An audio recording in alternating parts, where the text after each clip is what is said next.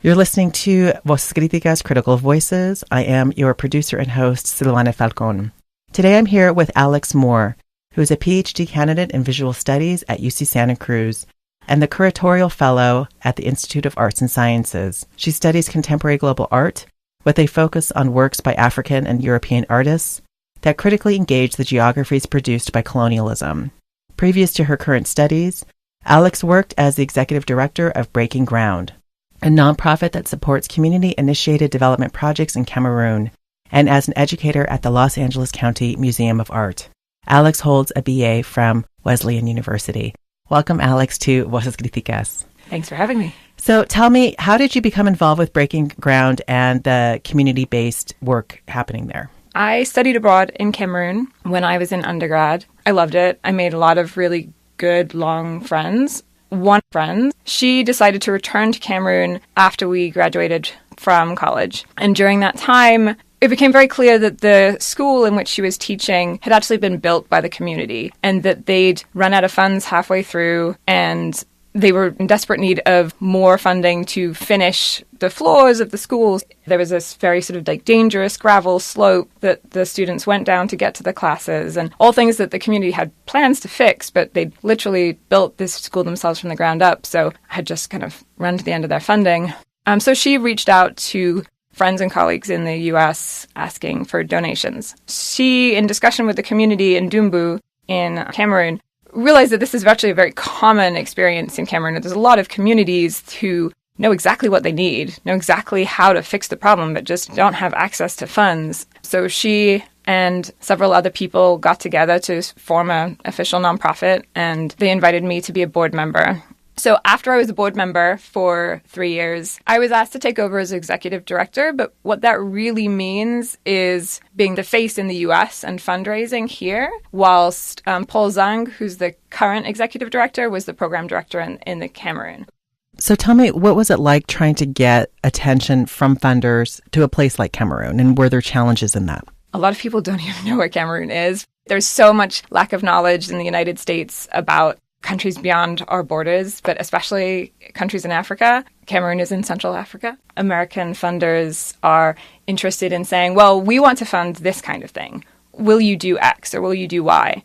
And trying to push back against that, but then also still get the money. I mean, that's a really tricky balance, how difficult it can be to secure money when you are really trying to meet community demands and community needs, and they may not look the same as what U.S. funders are used to. That is a real disservice to the community-initiated projects that you're talking about.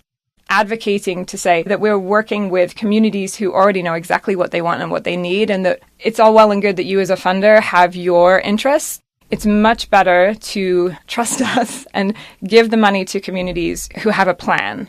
Another common problem is that organizations aren't interested in funding operating expenses and salaries. And I would actually say that the single most important resource of Breaking Ground is the staff. So Paul Zhang, who's been running it now for 4 years, and he's the most important resource that Breaking Ground has, and funding his salary should be a primary importance, but that's not the way so many foundations see it, unfortunately. So many foundations don't see it that way. And I don't know how they think the work is going to get done. Yeah. And one thing actually that's really important is flexibility to use funds. So I don't know how aware you are in the current situation in Cameroon, but there have been separatist struggles for a long time. And there was an election recently. Very controversial. Very controversial. A lot of violence, unfortunately. And last week, 80 school children were abducted from a school in the Anglophone region. And this is all the legacy of French and English colonialism in the area. But because of that violence, there are a lot of people displaced currently. So Breaking Ground is shifting gears to say, okay, what can we do to help these people who are here right now, who've been displaced from their homes, and having flexible resources, having donors that say, okay, we trust you to use the money responsibly is so important to respond to crises like that.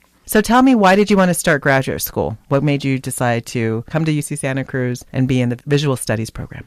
I was working for Breaking Ground. I was based in Los Angeles, and I would travel for a month at a time, say to Cameroon, and then the rest of the time be working on my own art practice or working at LACMA. And there was sort of a schism between these two things. And I really wanted to talk about the global politics, the neocolonialism that I was seeing in Cameroon, and engaged those kind of ideas, but then also was really committed to museums and had been thinking for a long time how to try and bring these two things closer to each other, but I wasn't interested in studying traditional African arts or art history at all. And through a series of fortuitous meetings, learned about a really interesting exhibition that takes place every 3 years in Cameroon called the Salon Urbain de Douala. And this really engaged with the community and its public art, that European and artists from around Africa are invited, and they spend a year planning projects that are in the public space. So I started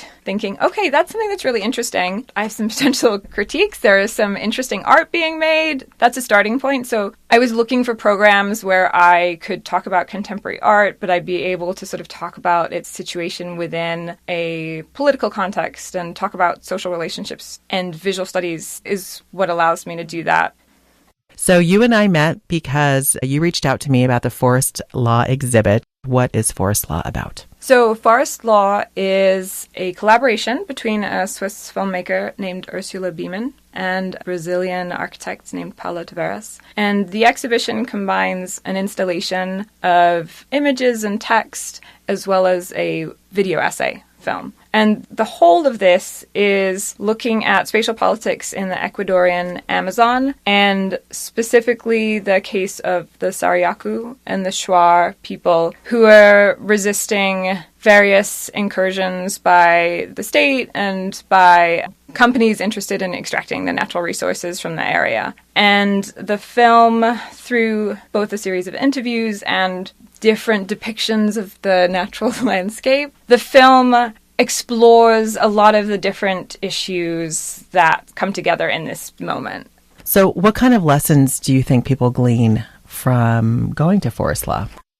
There are scenes in it where you're thinking about the density of the forest and how alive and noisy the forest is. And it itself is a very dense piece. And there's so many different kind of threads to pull at and think about. There's the thinking about the oil itself and how these very short-sighted, profit-driven events of oil extraction cause these really long-term devastating consequences. There's thinking about different forms of knowledge and how they're related to forms of power and how different ways of describing and knowing things affect your relationship to them, and the idea of mastery over the forest or mastery over the plants and the animals as opposed to ways of living more in a equilibrium with different non-human beings. I think it's really demanding respect for an indigenous worldview and asking the viewer to take seriously the possibility that there are people whose worldview is utterly different than the dominant US worldview, and that our survival might really be dependent on finding a way to respect and listen to other narratives, which I think a lot of people have taken quite seriously when they are watching the film. I've really been impressed by the UC Santa Cruz students' reactions to it. Everyone's been very thoughtful and very engaged and have really picked out the details and been doing really careful looking at it. The way it sort of shifts temporalities and sort of layers even multiple spaces on top of each other, suggesting multiple temporalities, suggesting different perspectives and expanded knowledge. Students really see that.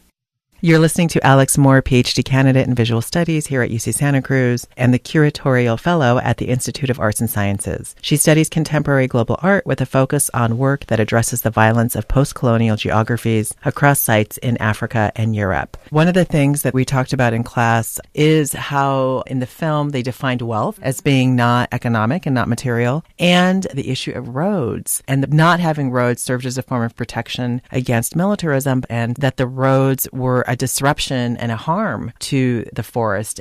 Other thing that they really liked were the dual screens. I mean, it was just something that was very impactful for them to see the dual screens because they felt like they could see different sides of the forest from that way. I do think it really resonates with people that something about the competitive, material wealth, money-driven society that we're currently in isn't working. One of the themes of the film is climate change, and we're currently immersed in smog because of wildfires. And I think a lot of students see that something is not right in how we're currently, as a society, headed. And I think there's some hope in the forest law film because it does offer this one brief success story. It's not finished by any means. And we know with the recent elections in Brazil that possibly things are going to get a lot worse in the Brazilian Amazon very soon. But the idea that the rights of nature succeeded in court at some point, I think gives some hope that, okay, there are ways to use the systems, such as the justice system, for the benefit of the environment and for the benefit of a better future. They took their case before the Inter-American Commission, correct? Yeah, so the Sariaku, they have rights to a certain amount of land, but the Ecuadorian state actually sold the rights to drill for oil to a Argentinian mining company. And the state argued that that was okay because the Sariaku only has rights to the surface, but the state owns what's underneath the surface, and so they can sell the oil. That was the other thing my students were really grappling with. Like, how could you divide the surface and the land in this way? Which goes back to this idea of a way of knowing things that can be chopped up and divided into property and thought of as objects and possessions as opposed to experiencing it as a holistic being. Already, the fact that the state can see it like that is dangerous. So the Sariaku, instead of arguing their territorial right and their property right over the surface or underneath, which already doesn't make sense, said, okay, well, actually, we're arguing for the rights of nature and the rights of the forest itself to proliferate and to exist and flourish. And because the Ecuadorian Constitution does actually have a passage in it which supports the rights of nature, they were able to win this. There is a contradiction here that the Ecuadorian state is both a state that has that in the Constitution and that it would sell off the mining rights. And I don't know how we square that contradiction. There's obviously different interests at work. But yeah, the Sariaku won this case, and that doesn't mean there aren't going to be other cases, but I think it offers a hopeful legal precedent. I think that's the most important thing it does. It sets the precedent, because sometimes the precedent is the hardest thing to set. And then once that has been established, then you simply build on that precedent. So the fact that they were able to get that, I think, is enormous. So could we talk a little bit about how art, whether it be forest law or other exhibits you've maybe been a part of, how that really is serving as a public education tool? Art is always about the world, and art is also always implicated in power discourses in different ways. Art always offers a lens through which to learn about other things. And sometimes art functions as propaganda. Sometimes art perpetuates problematic ideas. But in a lot of contemporary art, there's artists thinking really critically about how to change the way we see things. And I think in the case of forest law, it provides a way to look at an issue without telling you what to think.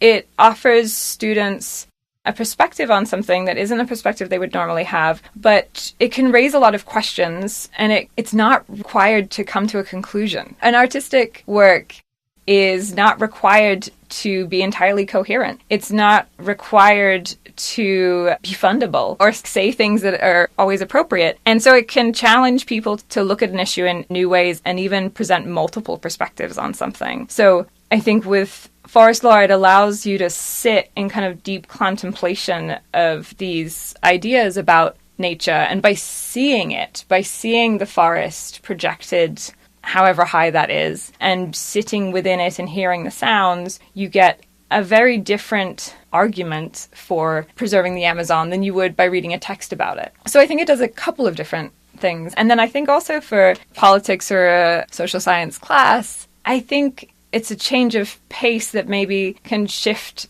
the way a conversation is framed and allow a new way into work that they've already been doing. I mean, to me, art's a teacher. And much like we talked about forest law sort of being its own energy and its own living being, art is the same way because it asks us to not only reflect, we can just have more questions.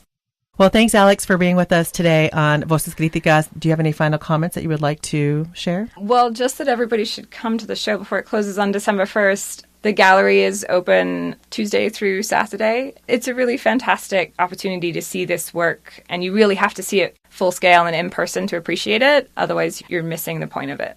I couldn't agree more. Well, thanks so much, Alex, for coming on. Thank you.